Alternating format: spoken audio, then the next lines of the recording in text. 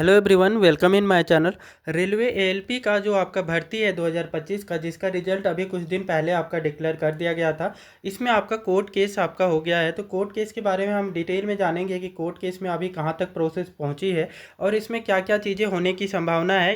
किन स्टूडेंट ने यहाँ पे केस किया हुआ है, तो बता दें कि यहाँ पे आपका स्टूडेंट जो है कि जिनका आपका कुछ मार्क्स से सिलेक्शन रह गया है, क्योंकि यहाँ पे आपका जो कैंडिडेट का कहना है कि ये आपका टी स्कोर जो बना हुआ है साइको का, वह अनफेयर तरीके से बना हुआ है। इस वजह से इन्होंने आपका यहाँ पे केस किया हुआ है। आपका साइको का ये स्कैम का आपका बहुत दिनों से आपने यहाँ पे न्यूज़ में सुना होगा, तो उस पर आपका फाइनली जो है कि कोर्ट में ये केसेस के लिए रजिस्टर के लिए आपके कैंडिडेट गए हैं और फाइनली ये आपका CAT मतलब कि सेंट्रल एडमिनिस्ट्रेटिव ट्रिब्यूनल के पास में ही अभी ये लिस्टिंग के लिए केस जो है कि वो चली गई है। तो इसमें हम ये जानने वाले हैं कि आपका ये जो कोर्ट केस हो जाएगा तो इसमें आपका क्या क्या चीज़ें आपका प्रॉब्लम्स आ सकती हैं, डीबी पे क्या इफेक्ट होने वाला है, ये सारी चीज़ों के बारे में हम विस्तार रूप से यहाँ से आपको इस वीडियो में समझाने वाले हैं। फाइनल रिजल्ट आपका फिर से रिवाइज करके दिया जाने की चांसेस है या नहीं है, उसके बारे में भी हम यहाँ पर डिटेल में समझेंगे, क्योंकि यहाँ पर कोर्ट केस हो जाने के बाद में और इसमें लूप होल्स बहुत ज़्यादा है। इस बार का जो आपका ये वैकेंसी है, इसमें लूप होल्स आपका साइको को लेकर के यहाँ पे बहुत ही ज़्यादा है। खास करके ये जो एग्ज़ाम 2 दिन में हुई है ना,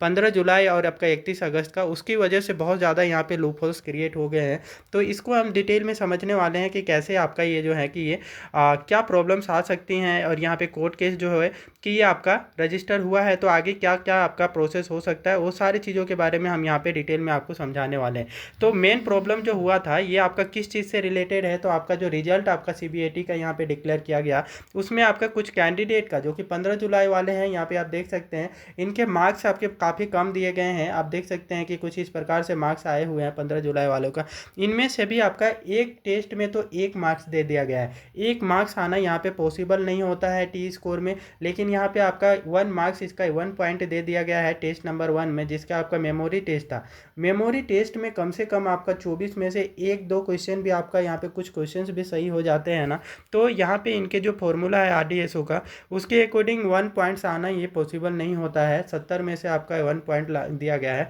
तो ये पूरी तरीके से अनफेयर होता है। लगभग आपका जो है कि टी स्कोर 20 से 80 के बीच में आपका बनने का रहता है तो टोटल। तो यहाँ पे आप देख सकते हैं कि यहाँ पे कितना है इसका, तो 1 दिया गया है। तो इस वजह से ये आपका कोर्ट केस इन्हीं चीज़ों को लेकर के किया गया है। इस सेकेंड आपका स्टूडेंट देख सकते हैं, इसका टेस्ट नंबर 5 में 0 पॉइंट दिया गया है। तो यही जानने की कोशिश की जा रही है कि आपका जो है कि ये इसीलिए कि ये आपका जो है कि ये 0 मार्क्स कैसे आ सकता है, तो इसीलिए कैंडिडेट ने यहाँ पे केस किए हुए हैं। तो कैंडिडेट जो आपका डिमांड कर रहे हैं यहाँ रेलवे से, आपका पहला जो डिमांड कर रहे हैं कि ये आपका आंसर की रिलीज़ की जाए, आंसर की रिलीज़ की जाएगी, तो इससे ये क्लैरिटी रहेगा कि यहाँ से आपका जो रिजल्ट बनाई गई है वहाँ कैंडिडेट का फॉल्ट है या फिर आपका जो है कि RRB का यहाँ पे फॉल्ट है। इसीलिए यहाँ पे आंसर की मांग की जा रही है, ताकि वो देख पाएँ कि यहाँ पे रिजल्ट फेयर तरीके से बना है यहाँ पे आपका, या फिर कुछ आपका यहाँ पे स्कैम हुआ है, वो इसलिए आपका आंसर की कैंडिडेट मांग रहे हैं। तो यहाँ पे जो भी आपका फॉर्मूला था आपका मीन निकालने का, वो सॉरी यहाँ पे आपका इसका जो टी स्कोर निकालने का, वो आपका इन्होंने दे रखा था 50 + 10 into x minus mean into standard deviation, इस फॉर्मूले से निकालना था। तो कैंडिडेट कुछ भी यहाँ पे प्रॉब्लम्स को सॉल्व करते हैं, कुछ भी क्वेश्चंस को सॉल्व करते हैं, तो वो आपका नंबर ऑफ क्वेश्चन जितने इनके राइट्स हो गए वो एक्स का वैल्यू होगा, मीन टोटल कैंडिडेट का एवरेज होगा, और स्टैंडर्ड डेविएशन से इसको डिवाइड करेंगे तो ये आपका कहीं ना कहीं 20 से 80 के बीच में जो है कि ये आने की चांसेस होती हैं। लेकिन यहाँ पे आपका देखेंगे तो इस कैंडिडेट का आपका 0 और 1 दिए गए हैं, इसीलिए आंसर की मांगा गया है कि आपने किस प्रकार से यहाँ पे रिजल्ट बनाया है। तो इसलिए ये कोर्ट केस भी आपका इसमें किया गया है। तो अभी जो कोर्ट केस है वो कहाँ पे पहुँची है, तो उसको बता दें कि दिल्ली हाई कोर्ट में कुछ कैंडिडेट पहुँचे थे, दिल्ली हाई कोर्ट में गए, और कुछ आपका पटना हाई कोर्ट में भी गए थे कोर्ट को आपका कोर्ट में ये रजिस्टर करवाने के लिए। तो कोर्ट ने जो है कि पहले इसको CAT में आपका ट्रांसफ़र कर दिया है कि CAT में इसकी लिस्टिंग करवाओ पहले। तो ये आपका सेंट्रल एडमिनिस्ट्रेटिव ट्रिब्यूनल में अभी पहुंच गया है। सेंट्रल एडमिनिस्ट्रेटिव में इसकी सारी कंडीशंस को चेक की जाएगी, ये सूट होगा तो आपका केस को रजिस्टर करने के लायक है, तो ये आपका यहाँ पे फाइनली रजिस्टर हो जाएगा। और कोर्ट की यहाँ पे लिस्टिंग हो जाने के बाद में, कोर्ट केस की लिस्टिंग हो जाने के बाद में इसकी आपका हियरिंग स्टार्ट हो जाएगी। तो बहुत ही जल्द आपको इसकी हियरिंग भी यहाँ पे आपको मिल जाएगा कि ये इसकी अपडेट आने लगेगी कोर्ट केस की आपका हियरिंग की। इसमें खास करके बहुत ही ज़्यादा स्कोप दिख रहा है, क्लैरिटी क्लैरिटी के साथ दिख रहा है कि यहाँ पे आपका जो है कि रिजल्ट जो इन्होंने बनाया है वो आपका बाइस्ड तरीके से बनाया है, सही तरीके से नहीं बनाया, इसलिए इसमें आपका थोड़ा सा ये प्रॉब्लम्स हो सकती हैं कि कोर्ट इसमें स्टे भी लगा सकता है। जब स्टे लगा सकता है तो कुछ दिनों के लिए ये आपका भर्ती जो है रुक जाएगी, जब तक से यहाँ पे फाइनल डिसीजन नहीं आता है। तो इसलिए यहाँ पे ये चांसेस भी बन के आ रही है कि आपका इसमें यदि मिस्टेक हुई है तो ये रेलवे रिक्रूटमेंट बोर्ड को ये चीज़ हाईलाइट करनी पड़ेगी कि इन्होंने आपका किस प्रकार से ये रिजल्ट बनाया है, ये आपका पक्षपात किस प्रकार से ये मार्क्स जो दिए हैं इन्होंने। आपका सेकंड डिमांड यही है कि पहला तो आंसर की का, दूसरा आपका इन्होंने कि आपका जो रिजल्ट बनाया है वो आपका उसमें रिजल्ट में जैसे 0 मार्क्स या 0 पॉइंट दिए हो, 1 पॉइंट दिए हो, किसी को आपका 5 पॉइंट्स दिए हो या लेस देन आपका 20 पॉइंट्स दिए हो, तो वो कैसे संभव है उसकी क्लैरिटी ये डिमांड कर रहे हैं। और तीसरा इनका डिमांड है कि आपका ये चीज़ बताया जाए कि यहाँ पे रेलवे रिक्रूटमेंट बोर्ड जो आपका RDSO के थ्रू जो एग्ज़ाम ये कंडक्ट करवाई है, तो उसमें आपका RDSO ने ये जो इसमें जो रिजल्ट साइको का दिया है वो 15 जुलाई और यहाँ पे 31 अगस्त, ये दोनों का एक साथ दे दिया गया है। तो 15 जुलाई और 31 अगस्त में नहीं भी तो आप देखेंगे 1.5 मंथ का गैप हो जाता है। तो इसमें आपका पैटर्न जो था क्वेश्चन का वो भी सेम रखे गए थे, सेम आपका क्वेश्चंस आए थे। और 31 अगस्त वाले में भी आपका जो 15 अगस्त का था वही पैटर्न में आपका 31 अगस्त वाले में पूछा गया। तो इस ड्यूरेशन में इतना टाइम मिल गया कैंडिडेट को, और दूसरा इनको पैटर्न पता था, इस वजह से 31 अगस्त वाले बहुत ही अच्छा स्कोर कर गए। तो यहाँ पे इसका ये डिसएडवांटेज 15 अगस्त वालों का हुआ कि 15 जुलाई वालों का 31 अगस्त वालों के कंपेयर में, कि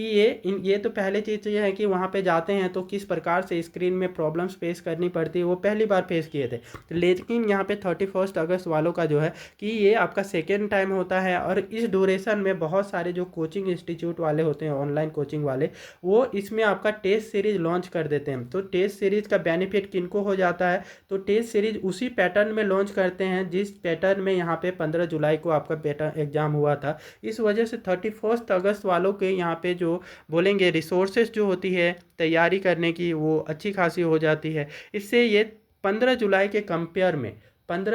कंपेयर में यहाँ पे 31 अगस्त वालों का स्कोर जो है काफ़ी ज़्यादा अच्छा हो जाता है, क्योंकि यहाँ पे मीन एवरेज जो होता है दोनों का कंबाइंड ले लिया गया है। तो इसी को ये हाईलाइट करने की कोशिश की जा रही है। इस केस में यही जानकारी मांग रहे हैं कि आपने इनका कंबाइंड रिजल्ट क्यों बनाया हुआ है, जबकि इसके बीच में जो समय आप देखें तो काफ़ी लंबी समय का गैप दिया गया था और पैटर्न भी क्वेश्चन का सेम ही रखा गया था, सब चीज़ सेम रखा गया था, जिससे ये कैंडिडेट को बहुत ज़्यादा एडवांटेज हुआ। यहाँ पे 15 जुलाई वाले का मार्क्स आपका 19-20 आ रहा है, यहीं पे आपका 31 अगस्त वालों का 24 आ रहा है,